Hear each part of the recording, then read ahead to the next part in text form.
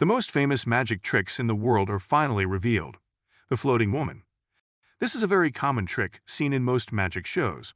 A woman lies down on a board that is propped up by two chairs. The chairs are then taken away and the board is miraculously still in the air.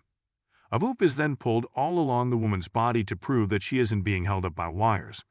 In this trick, the hoop is clearly a distraction. It keeps you from staring a little too hard at the position of the magician, who is standing in the way of a steel beam that is holding the board in place.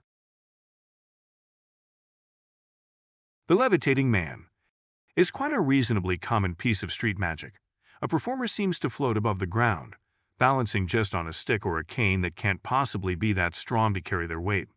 It almost seems like they have found a way to cheat gravity. In reality, there is actually a reason these performers are almost always wearing baggy clothes. The clothes happen to hide a platform, and the cane is simply anchored to the ground using a very heavy platform. They are therefore sitting very comfortably, and the laws of gravity have definitely not been broken. Walking on water. Master illusionists like David Blaine and David Copperfield have managed to pull this trick off, which always has amazed audiences. Walking on water happens to be something that Jesus did in the Bible, which is why it shouldn't be possible for mere mortals, and the reality is that it isn't possible at all. No magician has ever actually walked on water, as they're just carefully standing on clear perspex boxes. These boxes are as good as invisible when they are placed below the water's surface. That is why onlookers are always forced to watch this particular trick from a safe distance. Pulling a rabbit out of a hat. If you cannot pull a rabbit out of a hat, are you even a magician?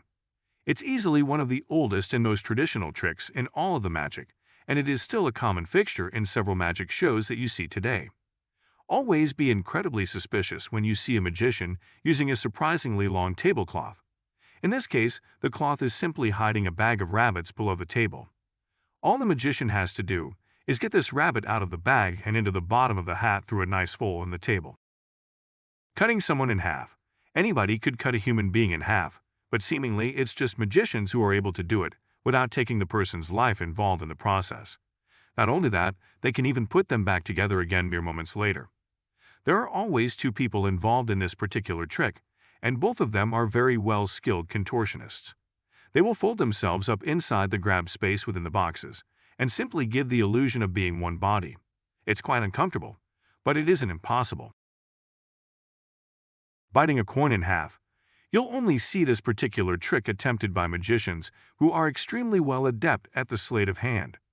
They will ask for a coin from an audience member, bite it in half, and then simply hand it back to them. Sometimes they will even magically put this coin back together. The real trick here is instantly switching the real coin with a pre-bought prop, one that easily breaks in half when significant pressure is applied to it. That's why magicians are always extremely specific about the coin they asked for, as it has to match the prop. The Zig Zag Box is another unforgettable trick from the classic era of magic. An assistant simply steps into this box, and then the magician appears to break them into three pieces. Usually the torso is shifted to the extreme left or the right, and the body appears to be completely disconnected. If this were possible, magicians would simply ask for volunteers from the audience to do it. However, they don't, as they need an exceptional contortionist who can just about bend themselves within the box enough to make this illusion possible. Objects appear from nowhere. Making something appear where absolutely nothing had previously existed is almost what magic is really about. In this case, let's use the example of a pigeon appearing in a performer's hands, accompanied by an incredibly blinding flash of light. You always know that something is up when a magician is wearing a bulky jacket. All they have done is pull the pigeon out of it. The flash was simply a calculated distraction, blinding you for long enough for them to quickly grab the pigeon. However, it still requires incredible hand speed. Swallowing a sword. This trick used to be seen a lot more often than it really is. Now we have a nasty feeling that it might have resulted in. Few accidents and performers have decided that all the risks simply outweigh the rewards.